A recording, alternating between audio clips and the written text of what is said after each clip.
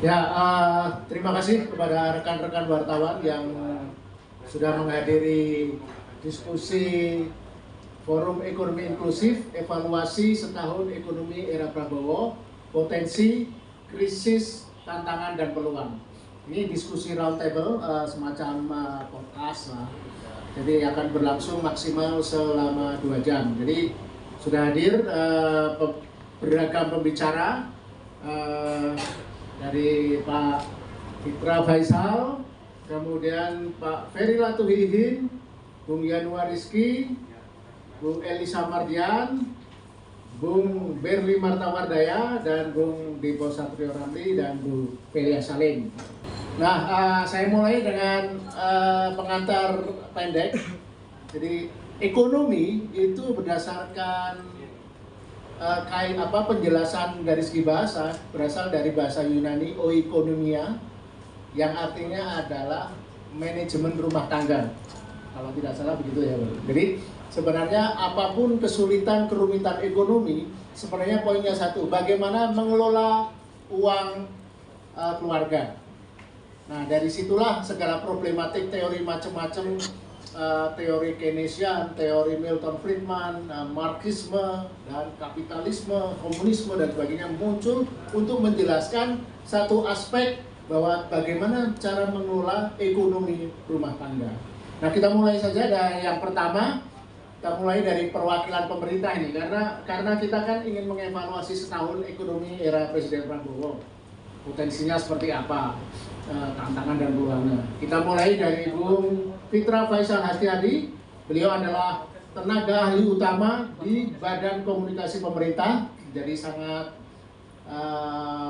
pas untuk bisa menjelaskan bagaimana policy pemerintah soal ekonomi ini dan apa kesulitannya, tantangannya, dan kira-kira bagaimana situasinya. Karena kalau menurut analisa doomsday sayers, kemungkinan akhir tahun ini akan ada krisis fiskal, tahun depan sangat berat. Nah, kira-kira bagaimana? Silahkan Bung Fitra Faisal, 7 menit.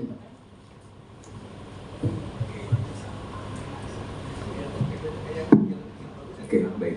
Terima kasih. Assalamualaikum warahmatullahi wabarakatuh. Selamat siang Bapak Ibu sekalian.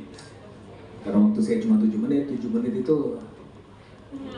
sebenarnya cocoknya buat ini ya, buat ceramah agama. 7 menit itu nggak bisa ceramah ekonomi itu panjang sekali. Nah, tapi nggak apa-apa, saya akan menggunakan waktu yang tersedia. Jadi sebenarnya apa sih yang ingin dilakukan oleh pemerintah?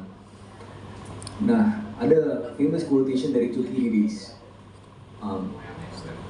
The strong do what they can, the weak suffer what they must. Jadi ini juga inline dengan apa yang disampaikan oleh Aceh Mulu dalam bukunya Why Nations Fail, yang mana adalah pemenang Nobel Ekonomi di periode yang lalu, tahun lalu. Tahun ini beda lagi, tapi nanti akan ada dalam Asia juga. Jadi ekonomi itu akan gagal kalau hanya segolongan kuasa itu menginjak-injak rakyatnya. Sehingga yang paling penting adalah kemudian menghadirkan rakyat itu di sentra-sentra kuasa ekonomi. Karena kalau tidak, sebagaimana disampaikan oleh Aceh Mulu, extractive economic institution, di mana ekonomi hanya untuk segelintir elit, itu akan mengenyahkan rakyat dan pada akhirnya negara itu menjadi sirna. Dan oleh karenanya, ya perlu kita menghadirkan apa yang disebut sebagai inclusive economic institution. Nah, dalam konteks itu, maka yang paling penting adalah pertumbuhan ekonomi yang inklusif dan juga berkesinambungan. Nah, makanya ketika kita melihat misalnya pertumbuhan ekonomi di kuartal kedua 5,12%, ini memang tinggi dan di atas rata-rata 10 tahun 5,07% exclude pandemic times. Tetapi kita juga masih melihat bahwa masyarakat masih berada dalam tekanan.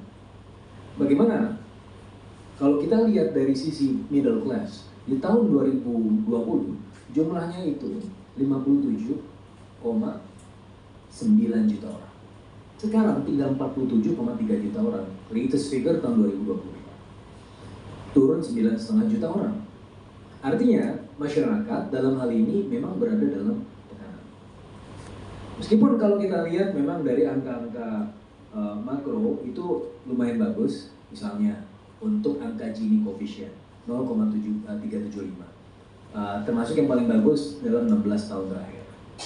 Kemudian kita lihat bagaimana angka pengangguran 4,76%, juga lebih bagus daripada tahun-tahun sebelumnya.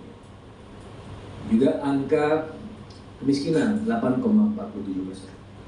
Cuma permasalahannya begini, kalau kita melihat angka pengangguran yang 4,76% ini, yang jadi masalah adalah yang orang tercatat sebagai bekerja, tetapi kita juga melihat bahwa pekerjaan yang dilakukan oleh orang-orang ini itu tidak layak. Jadi kalau kita lihat proporsi sektor formal dan sektor informal itu 60%, sektor formal 40%. Maka ketika orang-orang atau rakyat dalam hal ini dipinggirkan dari aktivitas ekonomi, betul mereka masih bisa bekerja, tetapi di sisi yang lain kita juga melihat bahwa mereka bekerja itu karena terpaksa. Ada definisinya, yaitu orang tidak mampu untuk menganggur. Ketika dia di PHK dari pabriknya, maka apa yang terjadi? Yang terjadi adalah ya dia kehilangan sumber pendapatan, dan itu adalah satu-satunya sumber pendapatan. Ketika dia tidak mampu atau tidak mau untuk bekerja, yang terjadi apa? Anak istri tidak makan, maka dia masuk ke informal sectors. Maka kita bisa melihat salah satu penyerap yang paling banyak informal sectors itu adalah di kelompok mitra pengemudi. Maka mitra pengemudi itu menjadi voice yang paling besar yang harus didengar, dan pemerintah mendengar bagaimana keluhan-keluhan dari mereka, karena mereka terpental dari formal sectors. Sehingga caranya adalah meningkatkan industrialisasi.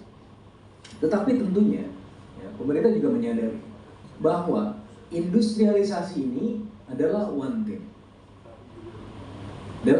Ya, saya juga sebagai pengajar di FEUI, saya menerbitkan beberapa buku. Salah satu buku yang saya terbitkan baru saja tahun 2024 oleh Pak Griffith Macmillan, Economic Resurgence in Asia. Nah, salah satunya post-COVID, kalau kita melihat bagaimana absorptive capacity itu menjadi penting sekali. Apa itu absorptive capacity? Absorptive capacity adalah ketika investasi masuk itu compatible dengan sumber daya manusianya. Ini yang disampaikan oleh Amartya Sen, Development as Freedom, Commodities and Capabilities.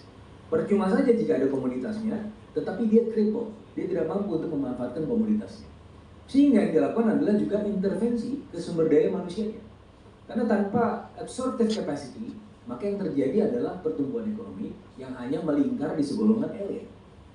Nah, oleh karenanya kalau kita bicara absorptive capacity ini penting sekali. Kita juga kalau kita melihat Asa Cita, tidak hanya industrialisasi. Asa Cita yang nomor 3 dan nomor 4, ya, penciptaan lapangan kerja dengan investasi di sumber daya manusia. Makanya untuk memutus jerat kemiskinan, yang paling penting adalah untuk membuat masyarakat ini melaju dalam mobilitas sosialnya secara vertikal, sehingga mereka harus diberikan kesempatan untuk mengenyam pendidikan. Ada 165 sekolah rakyat untuk tahun ini yang dibangun. Saya sebenarnya baru sekali ya, ke sekolah rakyat. Dari situ saya melihat bahwa ini adalah model yang harus memang dipertahankan. Kenapa?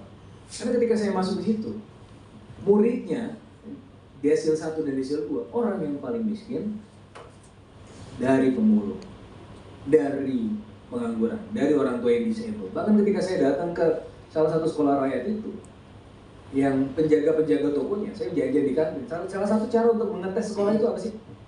Datang ke kantinnya, datang ke WC. WC-nya bersih, kantinnya bersih, dan kantinnya mengemploy disabilities.